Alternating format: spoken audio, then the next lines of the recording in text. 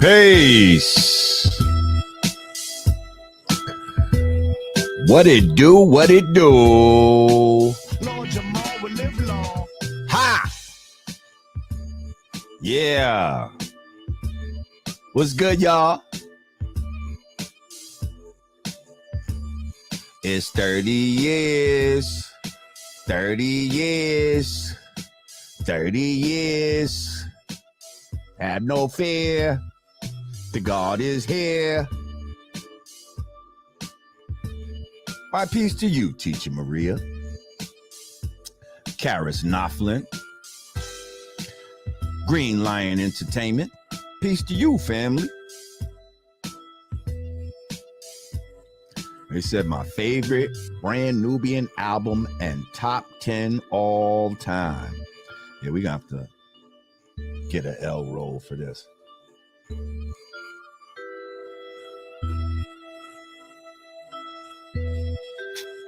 Oh, yeah. A1 Drizzy. What's good, family? I see you.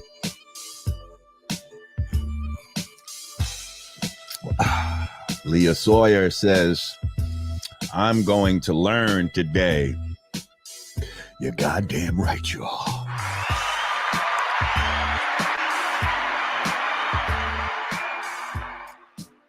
We just gonna kick it. Philly in the house, okay. Gary's Garage, what up? Phil Joyce, D42K, Shanda Lewis. We feeling good today on this Thursday, February 2nd.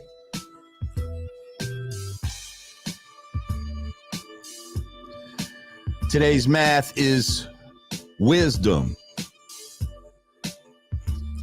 Wisdom, all the wise words spoken by that wise black man and woman.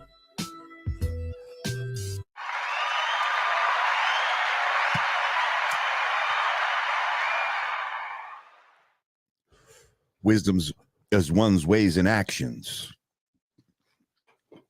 I can often tell where a person's knowledge is, where their mind is, from what they say and how they move through their wisdom. So wisdom is a manifestation of your knowledge. And when you combine knowledge and wisdom, you get understanding. Wisdom is also symbolic to the black woman.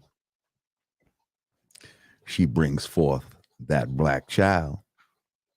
She is the way. Shout out to Heck 9 up in this bitch. What's good, Heck? I appreciate you, my brother. Peace to you, God. Shout out to Terrell McMiller. Said, LJ, what's good? You know. All wise and civilized on this Wisdom Day. So, 30 years. Is that fucking crazy? And this is not my first album. This is my sophomore album, 30 years. We already had the 30-year anniversary for All for One.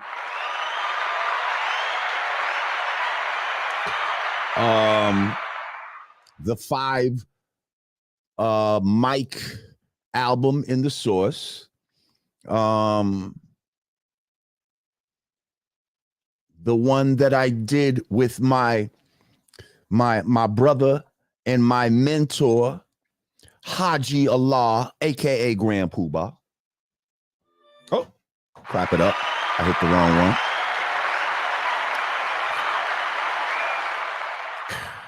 Supreme Mash said, peace to the God. When y'all performing? We're actually performing on Saturday. This Saturday. Yeah, 2 days. Oh shit. I see the thing going out of sync. Hopefully it'll get back in sync with my audio. So yeah, we're performing Saturday at the Jamaica Performing Arts Center in Jamaica, Queens, at the Day of Black Excellence. Happy presents Day of Black Excellence. If you go on my IG, there is a link to that on my page. You go on my bio and you'll see a link for that.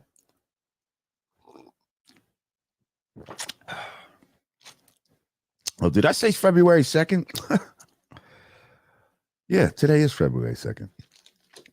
Yeah, February 4th is the joint that we doing in Queens. So yeah, if you want to come out, February 4th, Saturday, Jamaica Performing Arts Center. It's going to be great, man. There's going to be speakers, Riza Islam, Professor Smalls, who was just here, Leonard Jeffries, Kaba Khomeini will be there. Like, it's just going to be the who's who of the conscious community.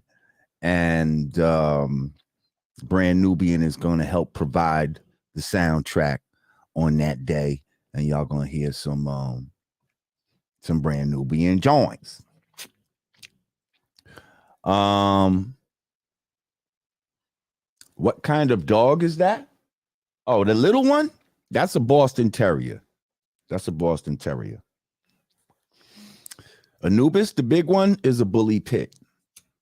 But that's a brown Boston. Most Bostons are black and white, but that's a brown and white. They're a little more rare.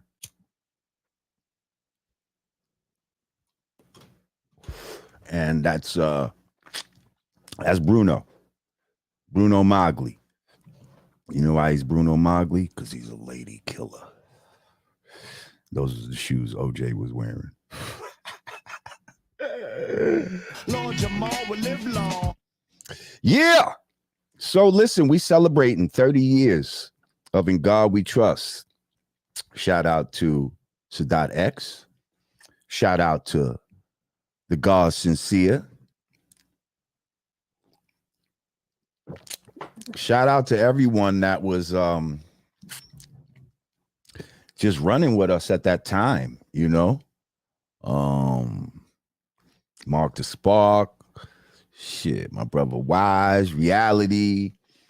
Man, who else was around at that time, man?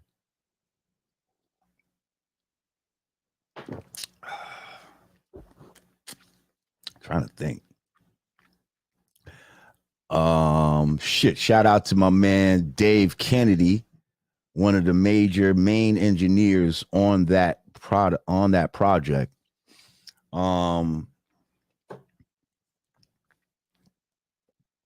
So let's just talk about it a little bit. I don't know. I'll go through the tracks maybe. And just give y'all a little insight on what was going on. So let's set the stage first of all. Okay, so we have the first album with the God Haji, you know, Grand Puba, you know, who definitely was the front man of Brand Nubian at the time. He's the one that got us through the door. He's the reason why we even got a record deal, because of the shit that he did with Masters of Ceremonies and all of that.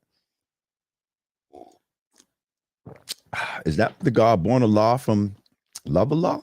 He said, peace, Law. Happy 30th anniversary to Brand Nubian.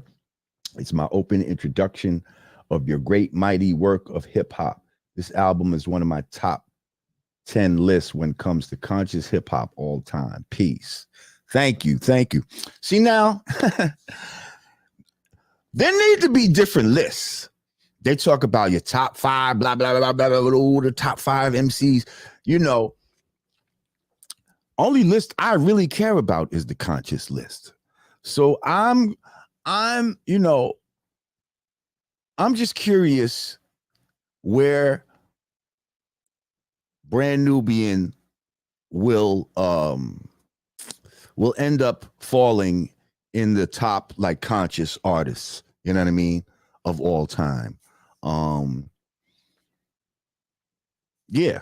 And I'd like to know where I fall personally. You know what I mean? Like my 5% album is nothing to sneeze at. Like everything that I put out is some real like conscious shit. You know what I mean? Even what I borned into the world, Dead Prayers and all of that is like, come on, man. Like, don't front on me. But anyway, peace, God.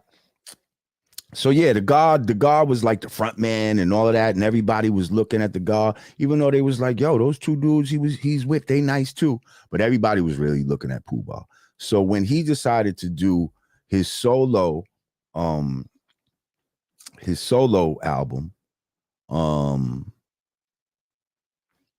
it was like, all right, what do we do? You know what I mean? Do we just fall back or do we just keep it moving? You know what I mean? And now me being, just having this certain energy and confidence in myself, and, some may even call it an arrogance. I felt like, fuck that, we could do this. You know what I mean? And let's fucking do it. Pardon me. Let's move forward. So at first, we started like, I don't want to say no names because this is my man. Like, you know what I mean? He's somebody I'm still cool with to this day, but I don't want to like make him feel bad or anything. But we started working with a couple of producers, let's just say. And when we got the bill, when I got the invoice for one of the tracks, and this is early, the shit was for like $4,000 or some shit for one track. And I'm just thinking like, back then that was high.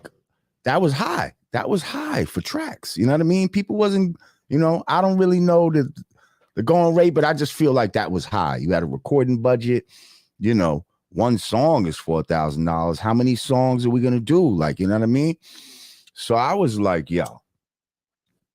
And to be honest, I wasn't so crazy happy with that beat.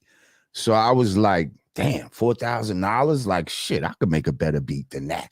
You know what I mean? We could fuck around and get our own equipment.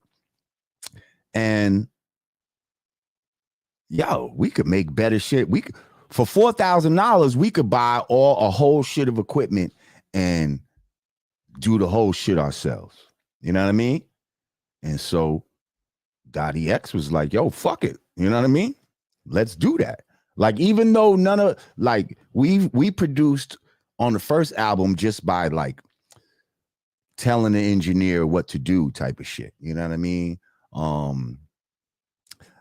I wasn't really like pushing buttons and shit like that. I wasn't actually touching shit. I was just like, yo, loop it from there, do that, throw that in there, and then I would like, only buttons I would touch is like on the board where you'd like arrange the shit, you'd mute certain things to bring certain instruments in and out, dropping the drums and shit like that. Like that's the only buttons I was pushing. I wasn't programming beats.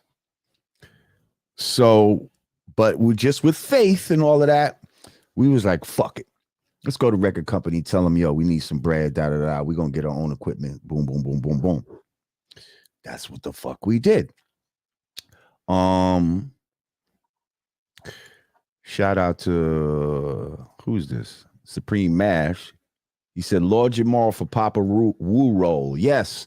But honestly, man, from what I'm hearing, I think they shot the last season already. And I don't know what's going on, man. So I don't know if that's going to happen. But I thank everybody that supported that idea. We strive to run it up the flagpole and see if it flies. But hey, you know what I mean? Maybe on the next one. Anyway, Underdog Music. Thank you, Underdog Music. Said wisdom, power, dollars to the God. Thank you. He said, salute. We was testing testosterone to Punk's jump up. Now why at the tunnel? The Red Zone, the Warehouse, ATL, y'all recruited mad heads to the cipher. 5% Nation. Peace, Allah. Peace, God. Appreciate you. No, it wasn't Alamo. Somebody said DJ Alamo tried to get y'all for four. No, it wasn't Alamo. Anyway, so we fuck around. We get the equipment and shit. It was an MPC 60. It was a little like 8-track board with the type that you that had the cassette. You record on the cassette type of shit in there, but it was an 8-track joint. So we had that. We had the MPC. We got a mic and shit like that. You know what I mean? And just started going to work. Fucking X's pops had mad records in his basement. X lived in a house. You know what I mean? I lived in an apartment. So X had a basement and all of that. So it made sense. He had the records down there. So it made sense to keep the equipment at his crib. You know what I mean? Even though I was the DJ and, you know, I was real, like, I was used to messing with equipment and shit like that. So when it came to hooking it all up, that was my job. And, you know what I mean? And I'm reading manuals and shit like that. But we left it at Dottie's crib, you know? And, yo, we just immediately, you know, I'm reading manuals and I'm just remember what I seen and did in the studio. And I'm, you know, everything is just trial and error, like, you know what I mean? And, yo, we just started making joints. I don't know. I don't remember what the first song we worked on, but I'll tell you, the first song on the album was very early. It helped set the tone for the album.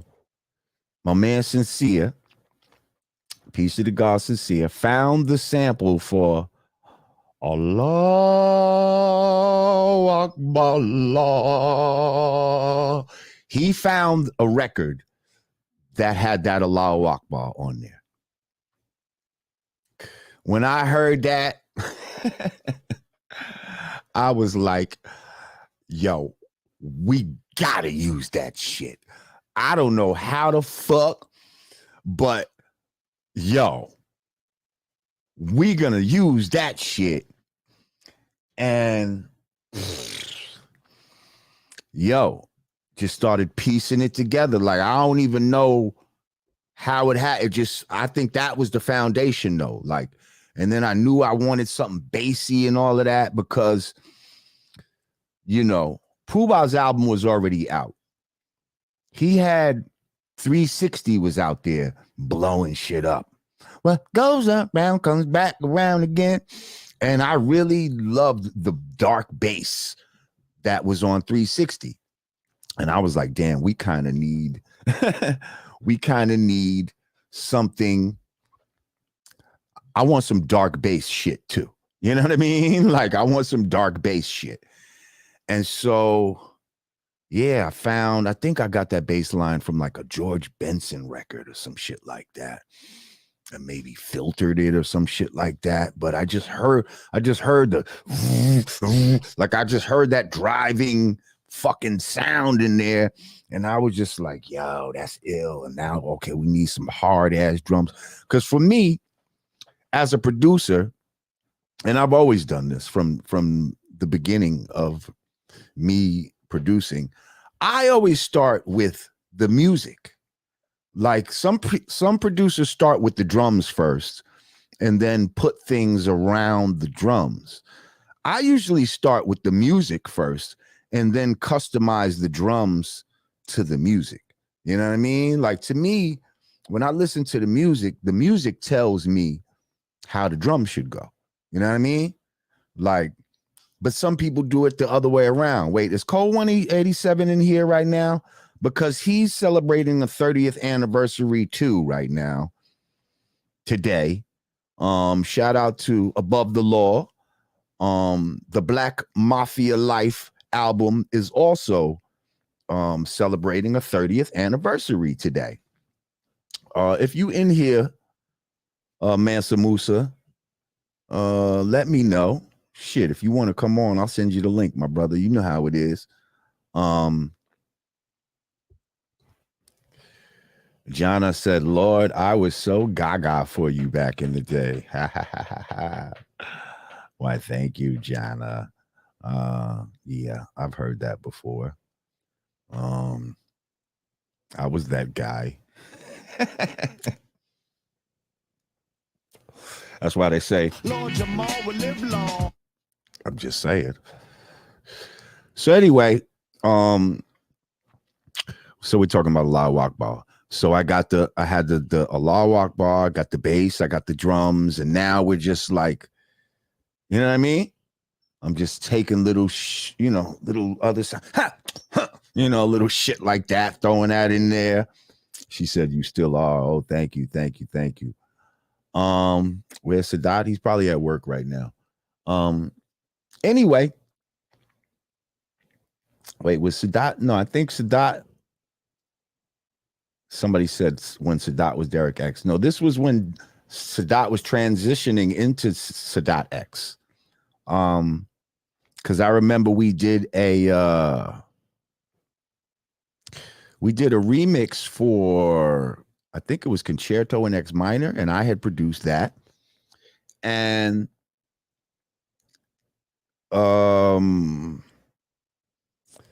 that was like, we put something in the hook. It was like, Sadat X, Allah, peace, God.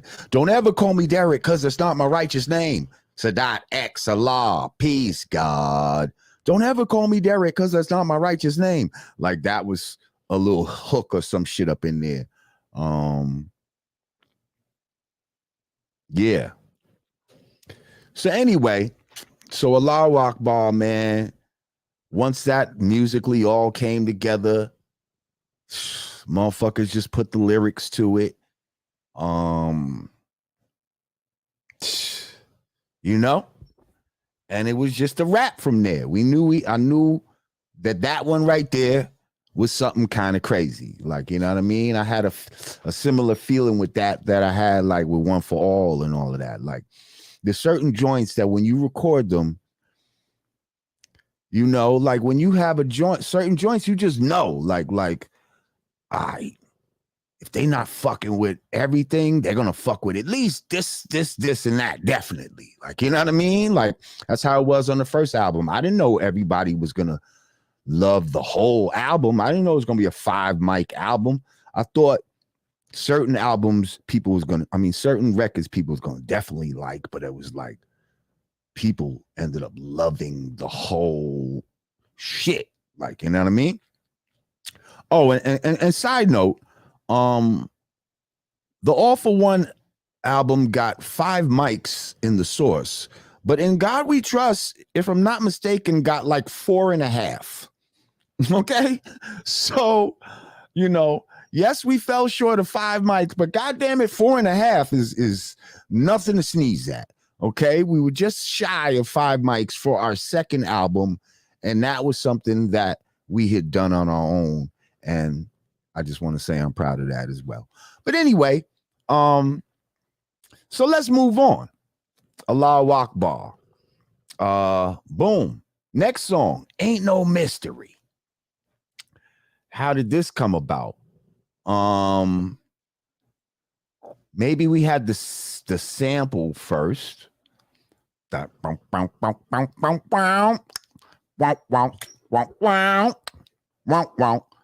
you know what I mean? Loop that up, liked how it felt and all of that. And then, you're always looking for like creative shit, you know what I mean?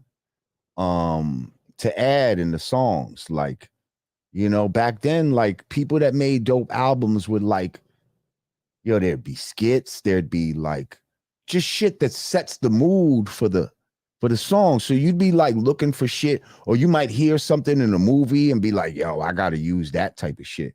You know what I mean? Rashid Edwards, he said, peace, Lord. Couldn't have imagined these past few rough years without kicking back, relaxing and watching the Godcast. Why, thank you, my brother. And yes, thank you, Teacher Maria. She let me know that symbol means pounds. Definitely, that's the pound symbol. So I thank you, my brother Rashid.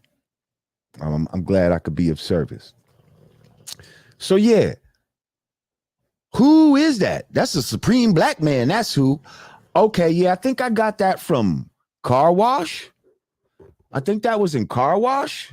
He was talking about Richard Pryor or some shit like that. Richard Pryor pulled up or some shit. And in Car Wash.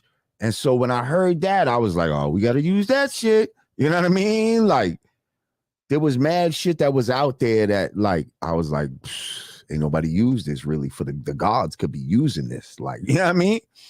So I took that, sampled that shit, incorporated that into the to the joint, and it was just like, you know what I mean? We trying to teach that the black man is God and that there is no mystery God and all of that. So, you know, it ain't no mystery. Like, just sounded like a good hook, like just a good topic, you know? And like for me, that's where I thrive. Like, I'm not really the type of rapper that just raps about nothing. Like, I'm not good at just rapping about bullshit. Like, if you give me a topic to write about, you know what I mean, to be specific, to really focus on, that's when I can really shine. Like, I'm not so great about talking about how great of a rapper I am. Like, you know what I mean? Like, I like to be building on something. You know what I mean? So, yeah, ain't no mystery. All right, we talking about no mystery God. Boom. There we go. You know what I mean? I could do that. Somebody said Lord Jamar rocking the beads and faded haircut and feels so good.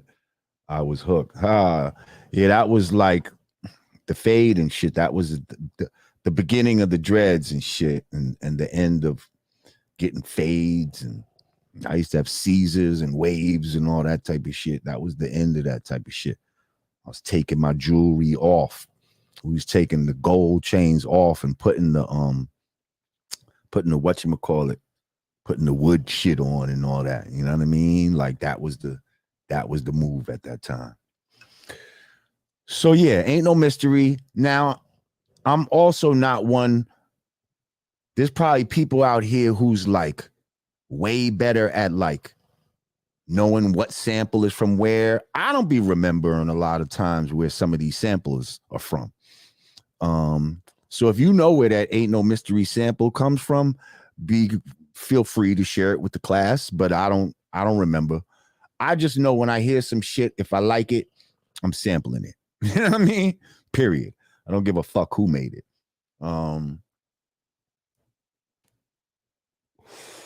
93 was a great year.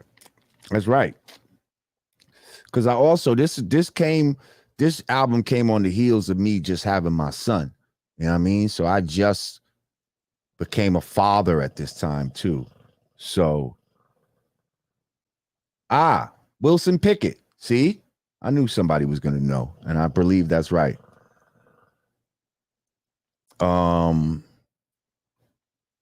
Thank you. It was Wilson Pickett. Okay. So ain't no mystery. Moved us into meaning of the 5%. So now I always loved interludes and shit like that. You know, that's not really something that we necessarily had on the first album and all of that, you know, and in my mind,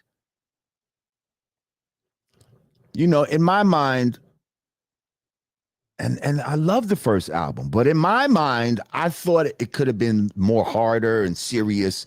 In reflection, it's perfect how we did it. You know what I mean? Like the fun aspect, the knowledge aspect, like, you know, but in my mind at that time, I just wanted to be more serious and more hard. Like, you know what I mean? That was just me. So that's why the tone of In God We Trust changed, because, you know, it's like, all right, well, I'm at the head of the shit now. So we're gonna go in the direction that I see. You know what I mean?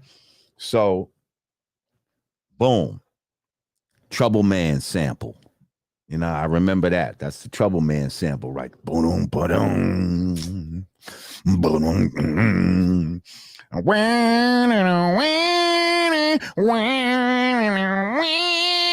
You know what I mean? And then we have this the Farrakhan speech. And I think that was the speech when he was at Madison Square Garden, if I'm not mistaken.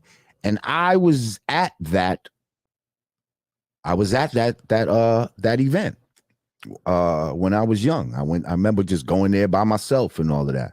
I couldn't get nobody to go with me from Now Rule or whatever. And I just went down there by myself from Nerd Shell and shit. Forget how old I was at the time. So I had the cassette tape for years. And, you know, they had spoke about the 5%. The God had spoke about the 5%. And I was like, boom, this is another joint. I need to use this. You know what I mean? Like, so, I was like, yeah, man, let me just use, you know, because let me give you some more history. I started as a DJ, right? So even when I first started DJing back in the days, I used to make some tapes where I would play like Malcolm X speeches with fucking beats under the motherfuckers.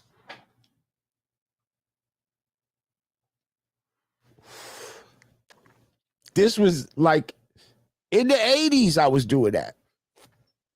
So, and there's people probably, if my man Ep Rock is in the fucking shit right now, if he's in the chat right now, he'll fucking co-sign that I used to be doing that shit.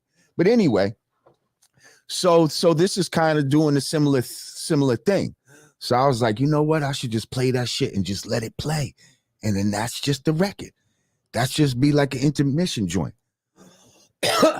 So that's what the fuck I did.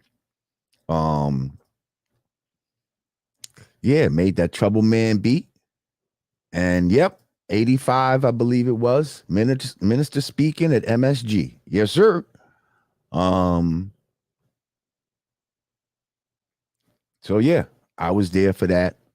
Had the cassette from that day. And so that's how that song was made. Moving on, past the gap.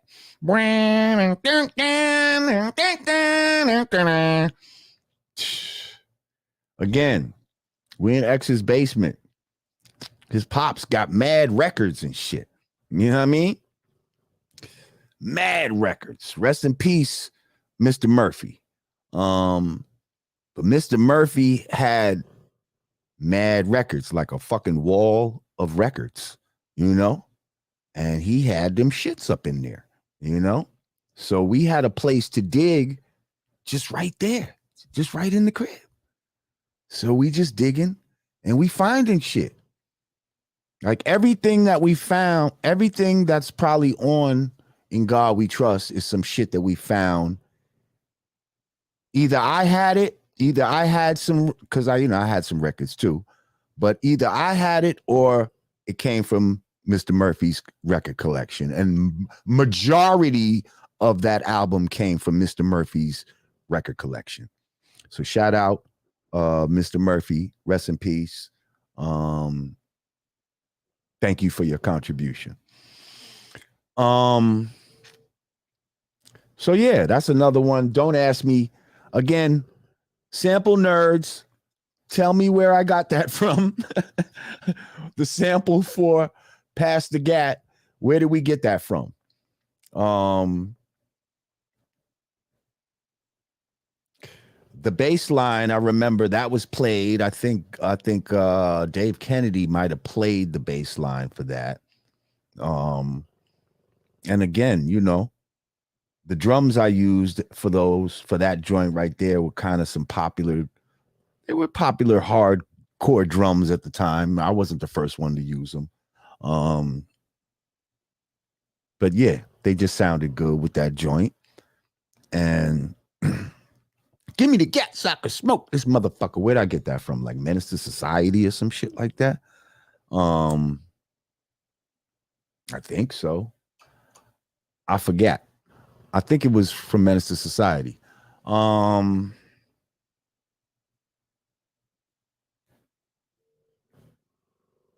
Somebody said Eddie Harris, Superfluous, I think. Maybe. Somebody said the sample snitches. That's funny. DJ Premier loves sample nerds. Yeah, I was never a sample nerd. I just like what I hear. You know, if I hear some shit, I don't know where it's from. I don't know, you know what I mean? Thank you, Teacher Maria. I don't know where it's from. Anyway, and then Pass the Gat. You know, I was just trying to say, like, and see, it wasn't Pass the Gat so I could shoot my brother. No. Pass me the gat. I'm gonna fight back. I ain't rolling over on my motherfucking back. Pass the Gat is a Second Amendment record. And I wasn't even really thinking about necessarily the Second Amendment at the time, but that's what it is. Like, you know what I mean? That's a record that says we as Black people are not going to be run over anymore by the police, the powers that be, nobody. Pass me the gat. I'm going to defend myself. I'm going to fight back. I'm not rolling over on my back. I'm not going to let y'all spray me with hoses and all this type of shit. No. Now, Cypher, we're going to fight back. And so that was almost like a call to arms, almost like, come on, Black people. I know y'all got gats and shit, but let's use them, you know, for other purposes. And so that was the intention on that song. It wasn't try to promote like how people talk about guns nowadays, where they're trying to shoot their brother with the gun. You know what I mean?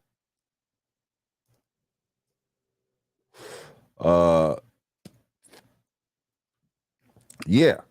So it was all about defending the community through arms, basically. That's what Pass the Gat, the intention behind that song. That's where that came from.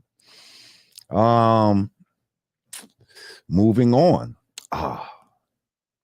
Now, I really loved this song at the time. I was happy to do this in many ways. Black Star Line.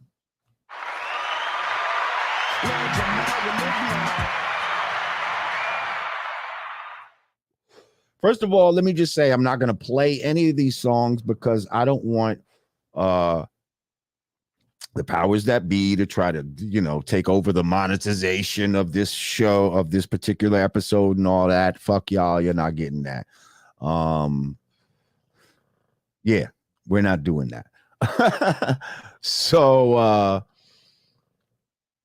but Black Star Line, that featured, that was like a reggae. I definitely knew I wanted to do some reggae shit that sounded, you know, kind of authentic, like, you know, but like a hip hop reggae type of mix. Which I'm not sure how popular that was at that time. I mean, it was done before, but I don't know if it was done like that. So I got with my man Red Fox, who I was a big fan of. I seen Red Fox perform one time at Union Square, and man, he fucking murdered it, him and Screechy. And so I don't know how I ended up hooking up with Red Fox, but somehow I hooked up with Red Fox. And, you know, now he run with Sting International and all these, you know, real yard dudes, you know. They start coming to me. This is when I live in Brooklyn and shit, you know, on 560 State Street. So they start coming to the crib and all this type of shit. And we start getting some ideas, you know, just fucking around, chilling, and we getting ideas together. And so finally I bring them into the studio And they bring in, damn, I forget who, man, his name got to be on the credits. But they bring in like this real reggae dude who makes bass lines, like famous bass lines.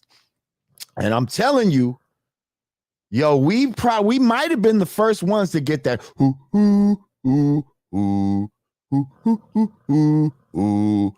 It got used after that, but I'm telling you, I think my man created that shit on the spot at that time.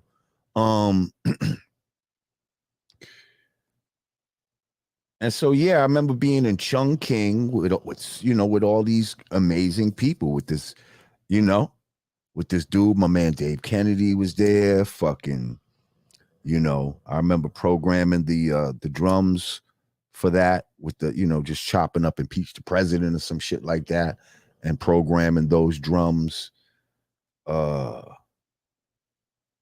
this shit that we put together. Like, you know what I mean? This shit was from scratch. Like, I might have had a little ska sample. Yeah, maybe I had a little.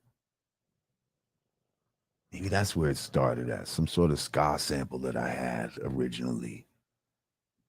Because now that I remember, there was some other shit under there. And yeah, we just built around that shit. And yo, Black Star Line. Come on.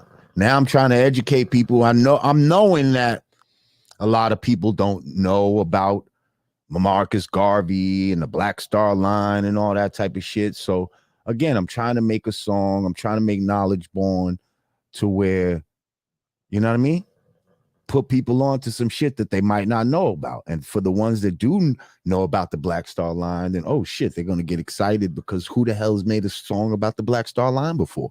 You know what I mean? Like, nobody. So when you hear that shit, you like, oh shit, yeah, okay. Farmer line up on the Black Star Line, gone to Africa one more time. Man, he murdered that shit, boy. Woo! I wish we could have performed that shit. So I don't think we ever performed that shit nowhere. Man. So yeah, that was a song I loved. Shout out to everybody involved on that song. That shit was rocking. All right. If you're just joining us, we're just shooting the shit. We're talking about Brand Nubian, In God We Trust. Today is the 30th anniversary, February 2nd, 1993. The album dropped. Lord Jamar, Sadat X DJ Sincere. And, it was a sink or swim type of situation. I think a lot of people might have been skeptical. He's like, oh shit, Puba ain't there no more. Like, what these niggas gonna do? Like, you know what I mean? Like, I don't know. Like, you know what I mean? So we had a lot of shit that we had to prove at that time,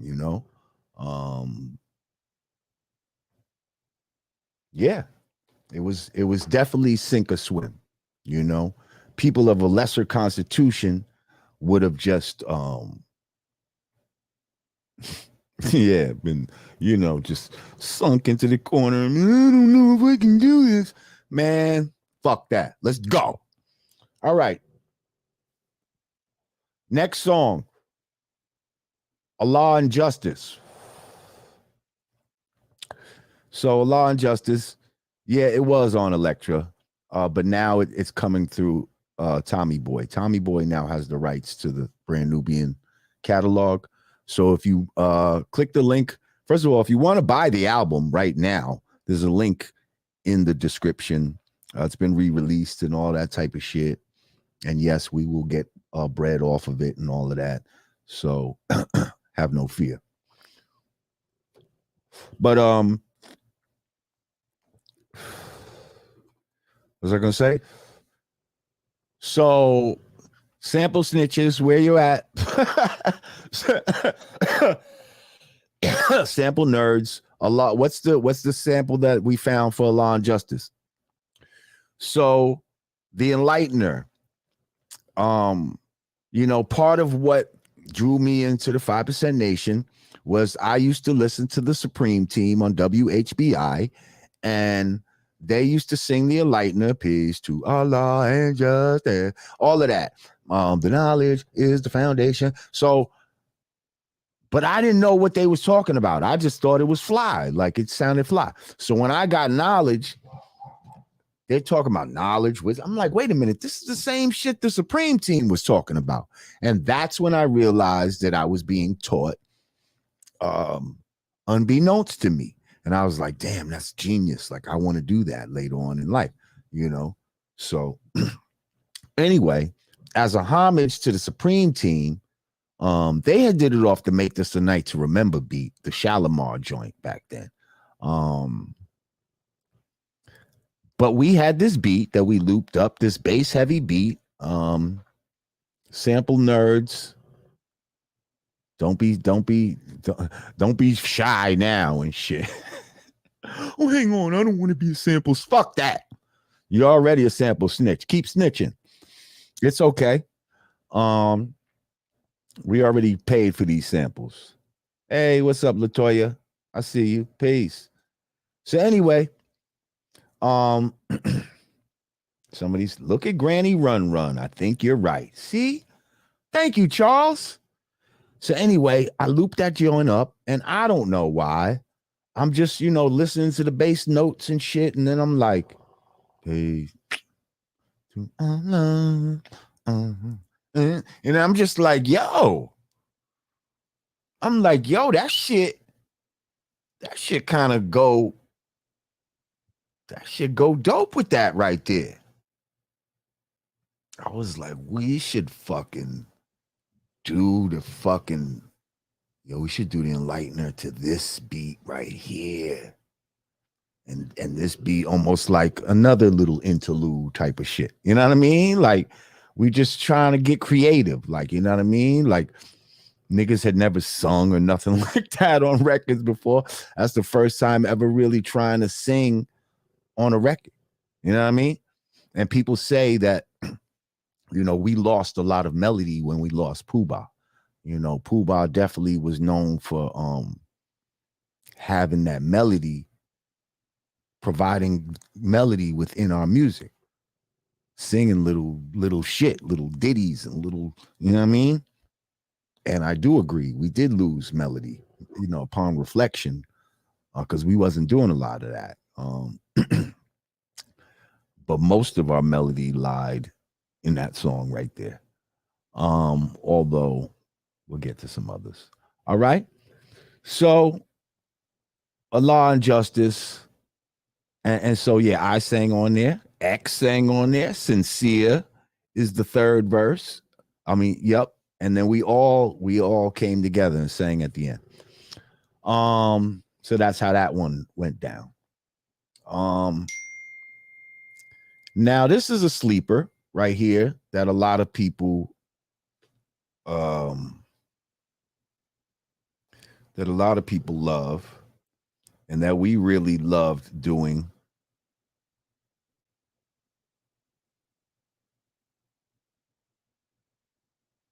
Shit, peace to Diamond D. He texted me right now.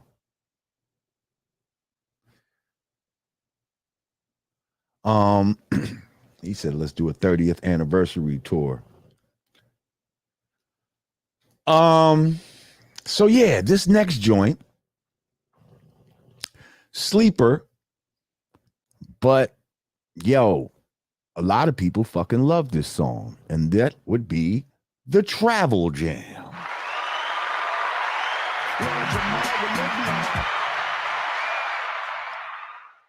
Man, the Travel Jam. Once again, where's my sample snitches at? I don't know where I got that sample from. Doom, doom, doom, doom. Woo, doom, doom, doom, doom. Woo. All I know is, pardon me, loop that shit up, like the way it fucking felt. And so now, again, I like topics. I need a topic. What do we talk about? Okay. Well, between the first album and this second album, we had done so many shows that it was ridiculous at that time, right? And this is our first time as young men really traveling like that. You know what I mean? Like when you a hood dude, you just stay around the hood. Like before that, the farthest I ever the only time I had been on a plane when I was like 10 years old with my grandmother, and she took me to Bermuda. After that, you know, maybe me and my man Ja Will and some other people, we rode down to North Carolina or some shit like that. But that was about it. Like, you know what I mean? For me, I was mostly just, you know, if I was traveling, it's just around the 5 boroughs and shit like that, or the tri-state area. I wasn't on planes and all that type of shit. So now we've done a lot of traveling and doing shows. And so it was like, yo, let's make a song about that. Let's make a song about traveling, like the shit that we go through and you know what I mean? Getting up in the morning and having to, you know what I mean? And then hopping to go to the airport and catch the flight and make sure that there's no swine, you know, because sometimes they'll give you some meals and this meal might have swine. So we used to order kosher meals and shit. And so we just put all of that, you know, and then talk about the show experience. Once you get there, maybe you're a little tired, you know, but you got to do the sound checks. And now we go fucking from the sound check back to the hotel, and, you know, we relaxing, smoke some weed. Now we get on the stage, we murder it, you know? And we wanted to do a little, you know, some of that back and forth type of shit. And that's what Travel Jam was. And like, I remember going overseas. And when we did that fucking Travel Jam, see, overseas, they be wanting more. Like, you know, they don't, these old motherfuckers wasn't accepting just a basic show. Like, they want some of the obscure joints. I remember doing, where the fuck was we? Like Germany or some fucking where. I remember when that fucking Travel Jam dropped, yo, the whole fucking place just shook. Like, the whole place just shook, like just everybody just jumping up and down. Like it was retarded. Like, I don't know if we ever even performed Travel Jam in the States before, maybe. But usually in the States, it's just the, you know, the ones that everybody usually know. But that Travel Jam shit, thank you, Ephraim Young. He said, Lord, what you think of Hassan Campbell message? What message did Hassan Campbell have? I'm not sure what message you're talking about, sir, but thank you for your donation. Maybe you'll clear that up in a little bit. So yeah, anyway, man, Travel Jam, that's where that came from. The horns in Travel Jam probably came from a totally different record. That's the type of shit we was doing back then. We was just like, okay, we got this. Now we need to like find some horns or something. And we just search through records and just scratch shit in until something like landed that sounded good. You know what I mean? So I'm pretty sure that's not in that record. And that's just from somewhere else. And you bet you're a super sample nerd if you know where those horns are from. I'll tell you that. All right. Latoya said that was weird. Yeah, that was weird. I don't know what you're talking about. Okay. Next one. Here's another one that was big overseas, along with the Travel Jam, was Brand Nubian Rocks the Set.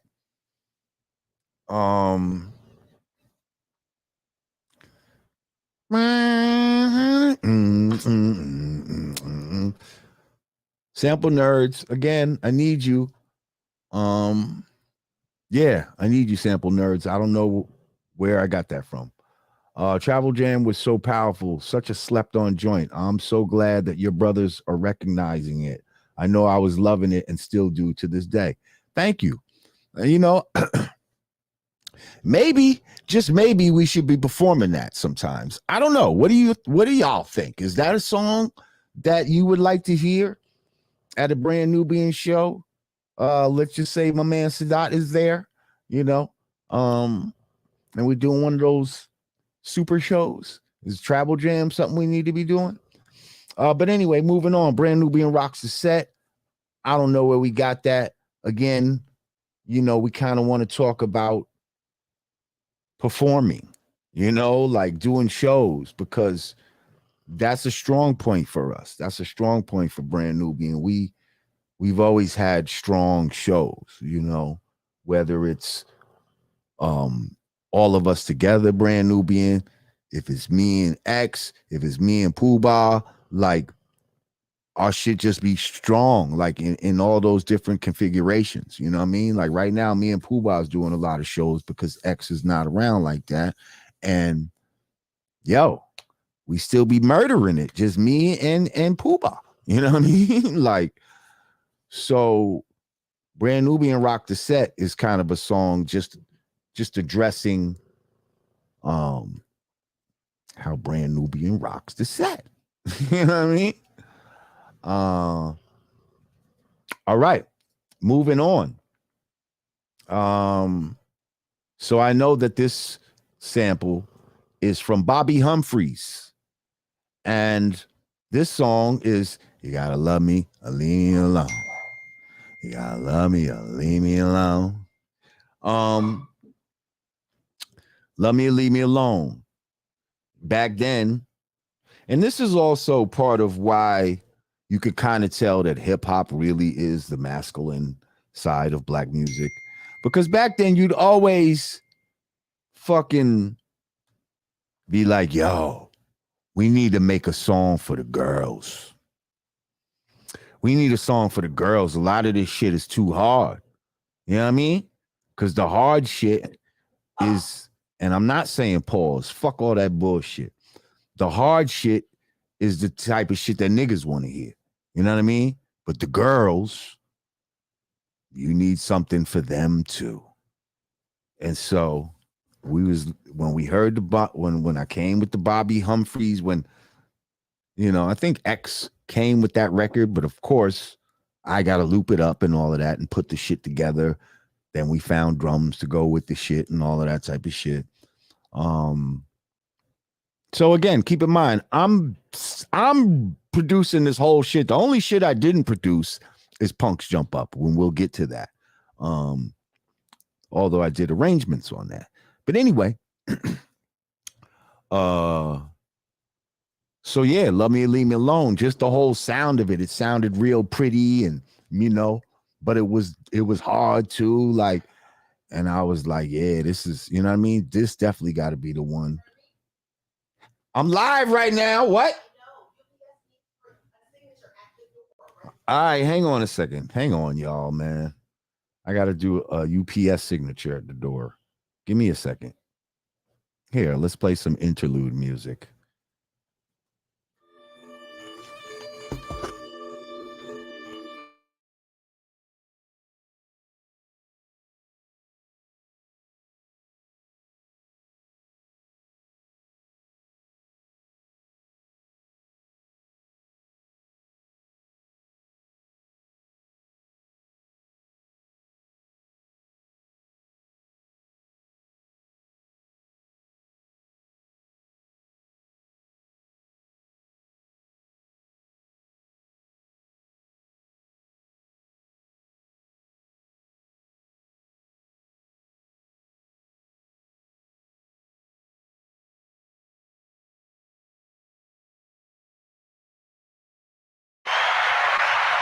All right, intermission. Shit. That's some bullshit. What did it say? YouTube, what? I don't know. Okay, where are we? Where are we in this journey? Let me leave me alone. So yeah, we made a joint. But I was like, yo, we need to talk to these. We need to talk to these wisdoms right now. You know what I mean? We need to have a discussion with these wisdoms right now. Yeah, we got to let them know that we the God. You know what I mean? You got to, you know what I mean? You got to get with me. And I don't know where the melody, it just kind of, listening to the beat, you gotta love me, leave me alone. You gotta love me, leave me alone. You know what I mean? That was a display of melody.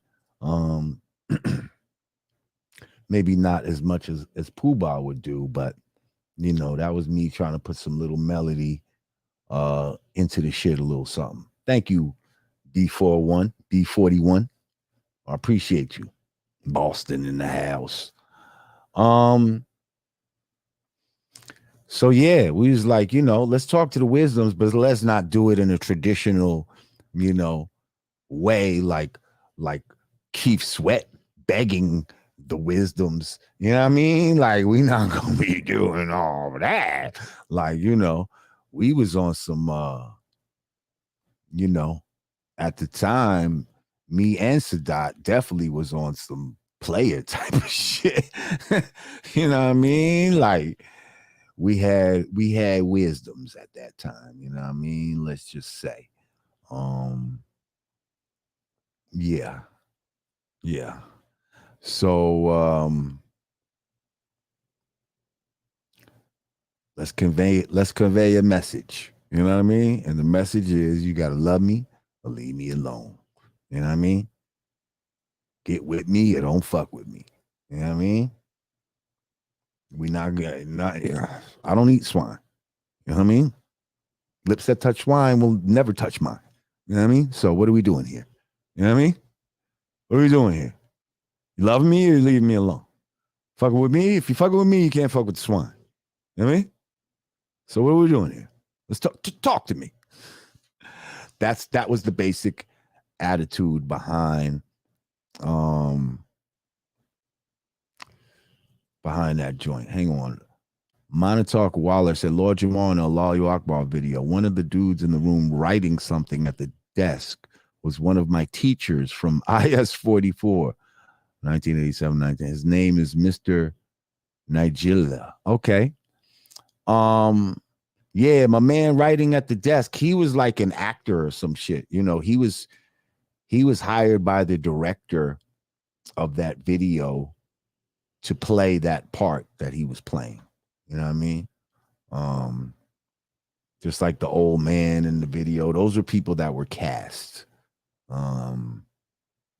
So I didn't really know who that was. So you just gave me a little tidbit of information. Thank you. Fast forward, after doing that song, after recording it, that was another one that I kind of know. I said, oh, we got one right here. This feels good. This feels like almost, in that slow down type of region. You know what I mean? I like it. This feels like this might be a single later on. You know what I mean? And sure enough, it turned out to be a single. We did a video to it and all of that, with a lot of pretty ladies and all of that. And yeah, leave me alone. Now that's something that we perform to this day. Classic. People love it when they hear it. And it's definitely aged well. That not everybody's songs can age well. You know what I mean? But that particular song definitely has aged well. And I'm proud of it. So I guess we're now in the wisdom section of the record. Okay. Now that I'm thinking real quick, when I thought about doing this record, now that I think back, I remember that to me, there was like a theme, because remember there used to be, it wasn't CDs at first. It was actual LPs. So you'd have the A side and the B side of the album. So in my mind, the A side was like the darker side, and the B side was the lighter side. So, and I mean that in content, in music coloration, you know what I mean? So the coloration of the music on the first side. So when you start from Allahu Akbar up into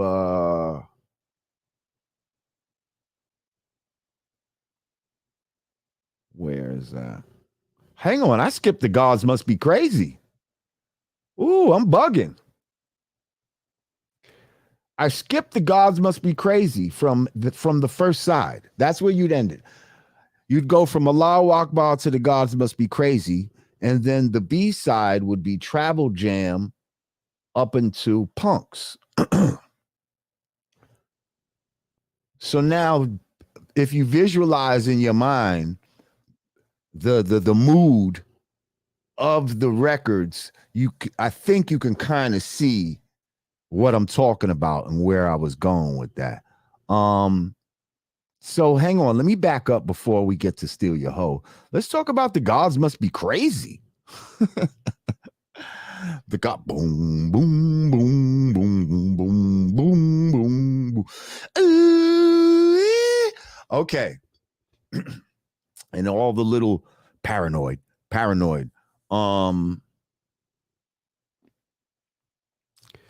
Yeah. That was just, again, a ill fucking sample. I think we made that. I think I remember making that one in the studio, though, actually. No, maybe it started in the basement. But I remember working a lot on that particular one in Chungking. I remember recording a bunch of shit off the television to try to get like vocal samples, like all that paranoid and all those little whatever I put in those interludes, like you're acting crazy or whatever the fuck it says on the interludes.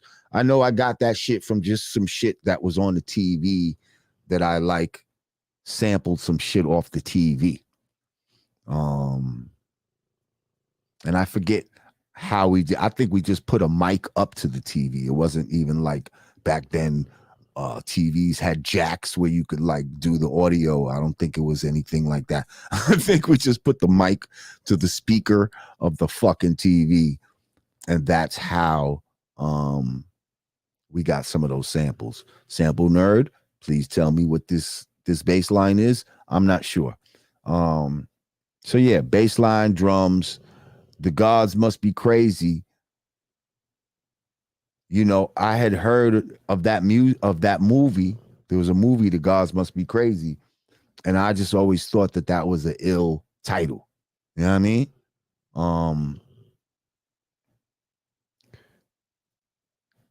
Yeah, the gods must be crazy.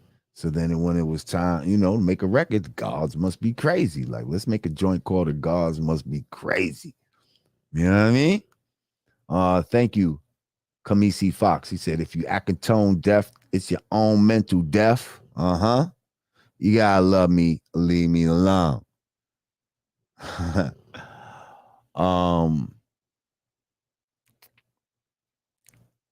But yeah, this is another one that was big overseas, man. Was The Gods Must Be Crazy.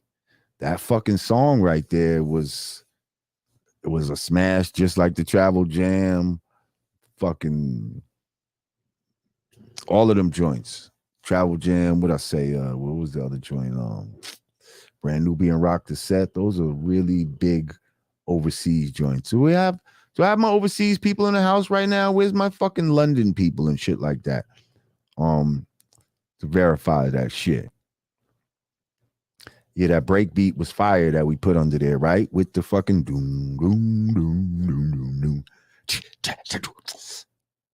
Yeah, and then again, put in some fucking flutes. You know what I mean? Like, and I'm just doing arrangements and, this is what we did at that time.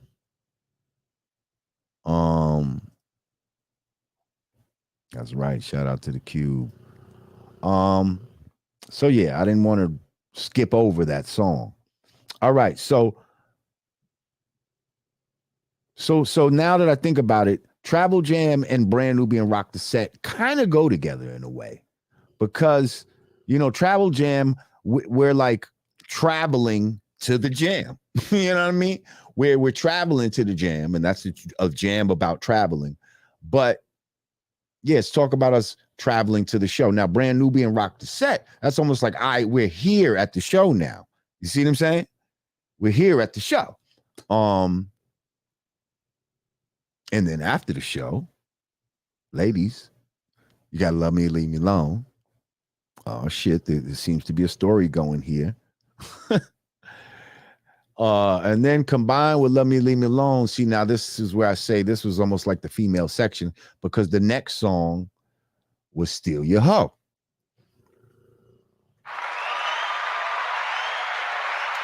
Steal Your Hoe.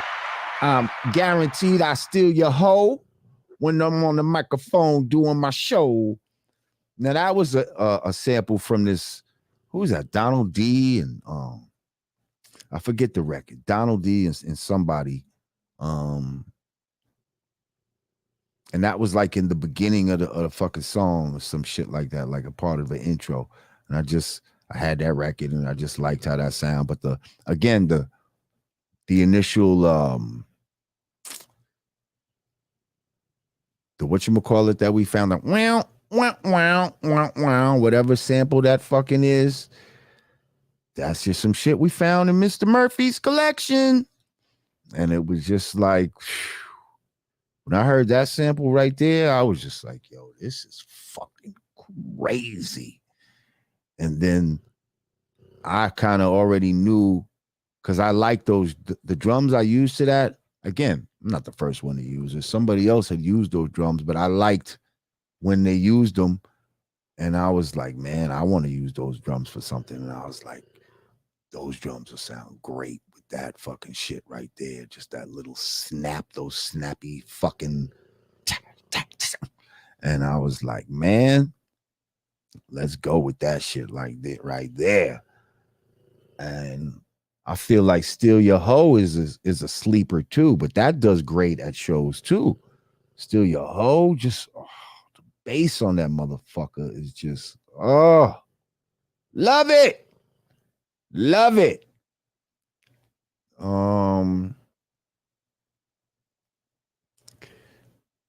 Moving on. And if we, Steady Hoe, Steal Your Hoe is self-explanatory. Like I told you, me and my man, X at the time was on some real player shit.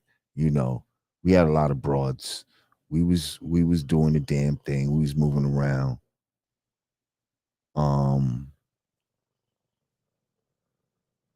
So it was very likely that we could have stole somebody's hoe if they was not careful.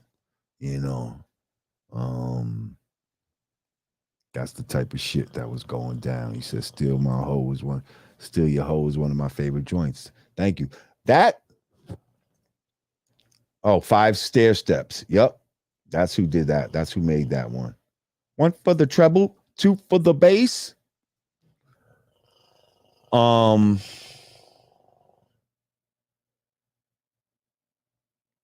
See, now upon reflection, I would have said, guaranteed to steal you, ho, like how the people go, ho. I like to do that at the shows. Like at the show, have them say, ho, when I'm on the microphone doing your show. Guaranteed to steal you. And then, ho, when I'm on the microphone doing your show.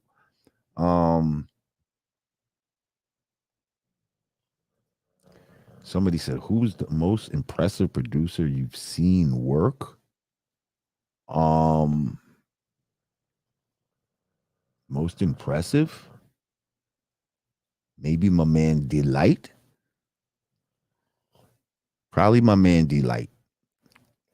Only because he can just fucking play shit from scratch and fucking make that shit sound like a fucking sample or some shit.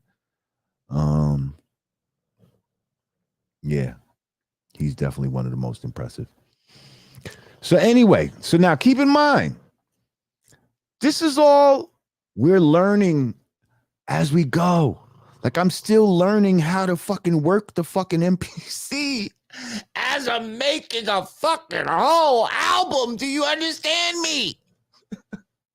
It's my first time doing this. This is my first time doing this, y'all. Come on. Come on. But see, I had a clear vision of what I wanted to do. And now it's just about putting that into reality.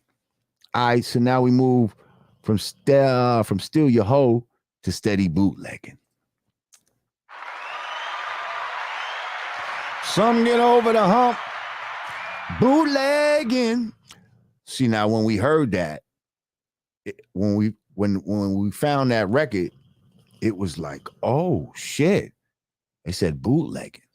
Now, if anybody knows, to put it in context of the time, when our first album came out, All for One, bootlegging was at an all-time high. Bootlegging, for those of y'all that don't know, means when basically they make pirate copies of your album. They make illegal copies that sell on the street for a fraction of the price, and the artist gets zero of the money.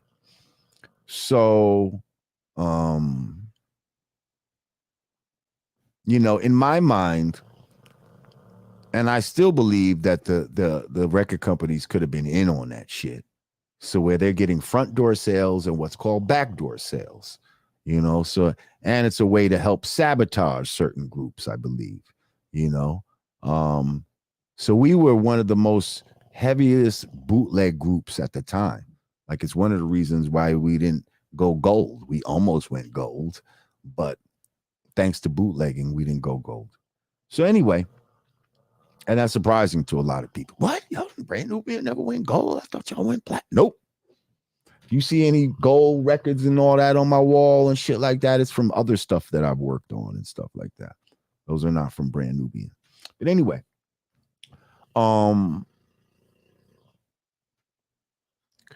so Steady Bootlegging, heard the sample, and that basically determined what the song was going to be about. Oh shit, we need to talk about bootlegging and shit.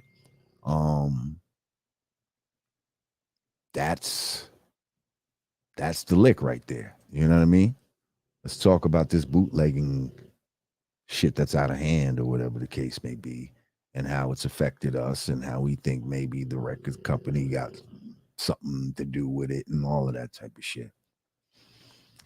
That's how that came about. Moving on. Black and Blue. Black and Blue, Black and Blue, Black and Blue. You know, it's real funny. You know, this whole case with this Tyree Nichols, you know, they talk about these black police officers, you know. Well, that was 30 years ago when we made Black and Blue, about black police officers, you know, not really giving a fuck about their blackness, having more allegiance to the blue than they do to the black. So I implore you to go back and listen to Black and Blue. Sample Snitches, where did I get that one from? I don't know. But all I know is the sample was ill. You know, when I heard it, I was like, ooh, that's ill. Like, wow, wow, wow, wow. Like, oh, boom, yo, that shit was hard. So yeah, I was like, yo, let's something about the police. We need to talk about the police. You know what I mean? That's how Black and Blue came about. And it's just so funny how it applies to this day. That's right. Where's Devil's a black one?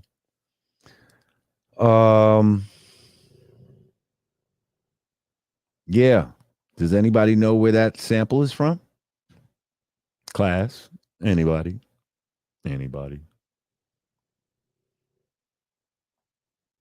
All right, I'm sure somebody will come with it. Hang on. Dr. Ray Ray's 0512 says bootlegs was a big family. I'm back in early 90s for 5 or 2 for 10 in New York City at the time. Yeah, what he said.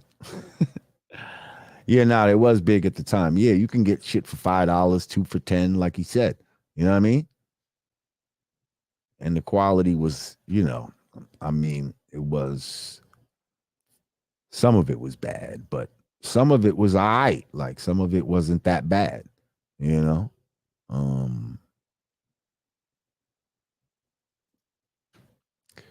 So yeah, that was what the fuck was, yeah, they was doing, he said, I mean, big time. Yeah, thank you, my brother.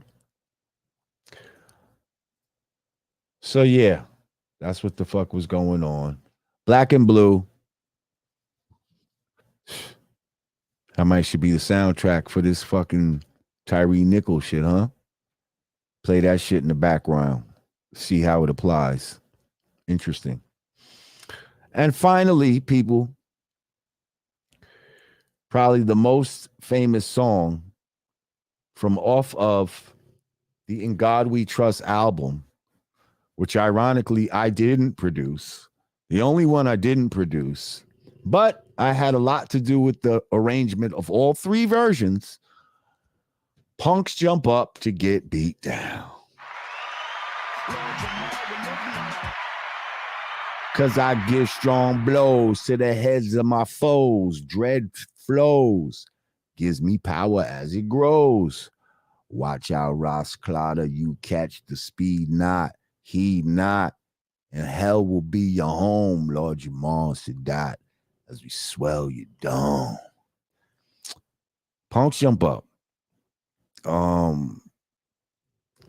So that shit had many iterations.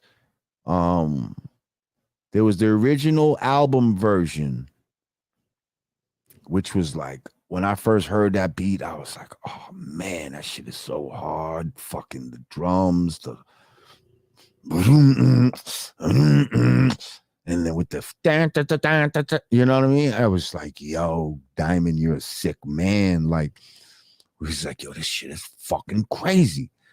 So we fucking recorded that shit. Like, he was the only one, and I think we did it at the end too. It was towards the end of the album. Like, we was just about done.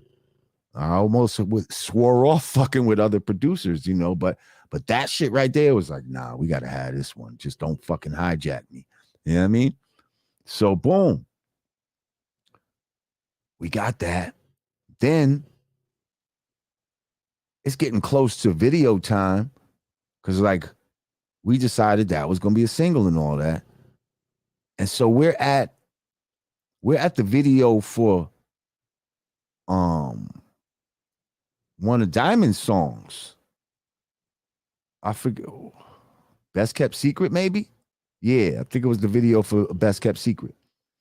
So, during a little intermission, he's like, yo, I did a little remix for that joint, check this out. He plays the boom, boom, I'm like, yo.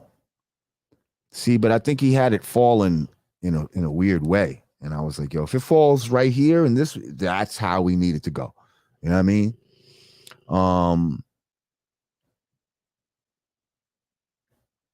I was like, yo, that shit is crazy. I was like, yo, that's crazy enough. We might should switch the video to this version. Like, I don't give a fuck if that other one is on the album. Like, this, you know what I mean?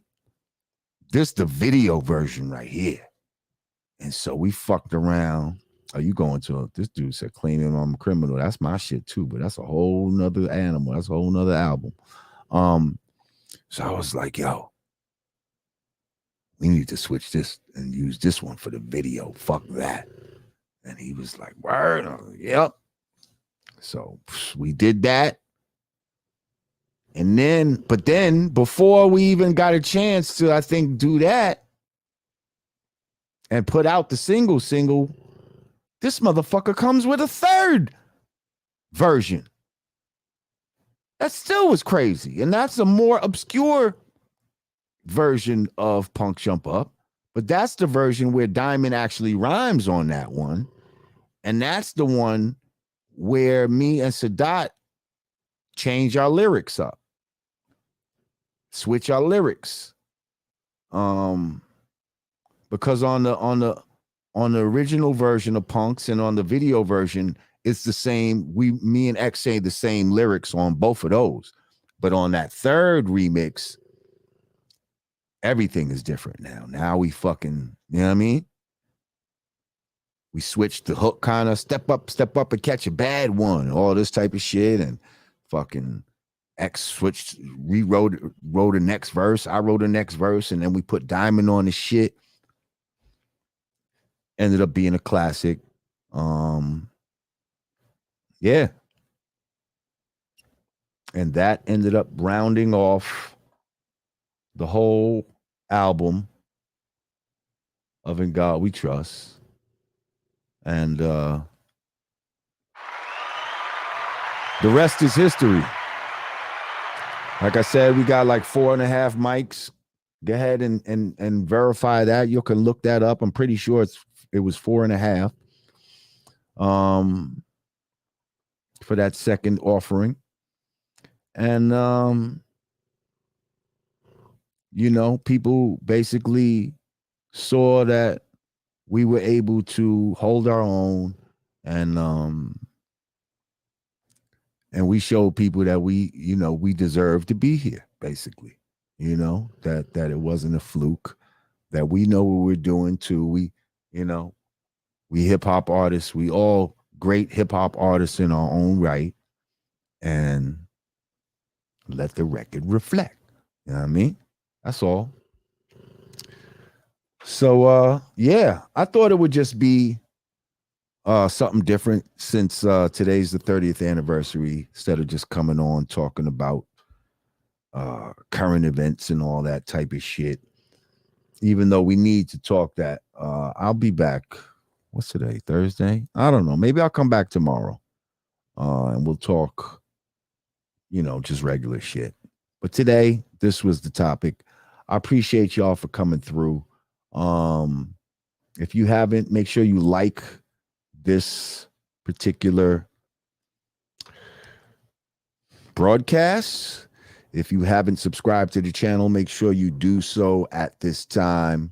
Click that notification bell and click all. For everybody that's supported Brand Nubian for more than 30 years, I appreciate y'all.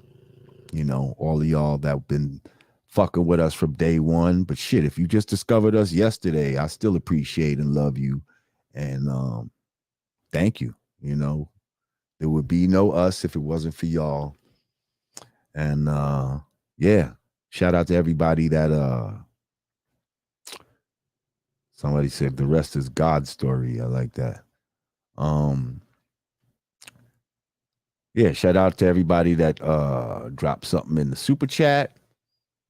If you want to drop something on the Cash App, feel free. There's a link in the description to cop the album on Amazon. I'm an Amazon associate, so if you do that, I will get a direct little cut out of that, on top of the royalty I receive. But yeah, man, I appreciate y'all sticking around and listening to me talking about they say it's my sophomore album, but honestly, it's more like a freshman album. That was more like a freshman album for me and Sadat, because we really just got pushed into the deep end and just had to learn how to swim. And you know what I mean? Nigga like me learn how to do the backstroke and all kind of breaststroke and all that type of shit. Part of me off of that album. And I'm, you know, I'm thankful that I was put under that kind of pressure because, you know, sometimes you need pressure to rise to certain occasions and shit. So, yeah, everything happens for a reason. Westchester in the house, yes, sir.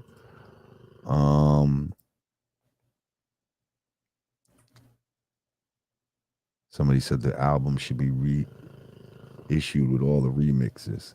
Well, they definitely are reissuing all of this shit right now. They got wax that they're reissuing, all of that type of shit right now.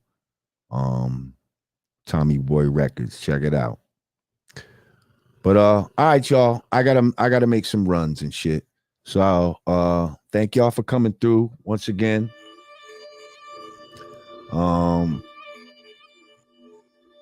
30 years. God damn, that's a long fucking time, huh? But we still here. We still doing what we do. And I love y'all. Thank y'all. I'm Lord Jamar. I'm out. Peace.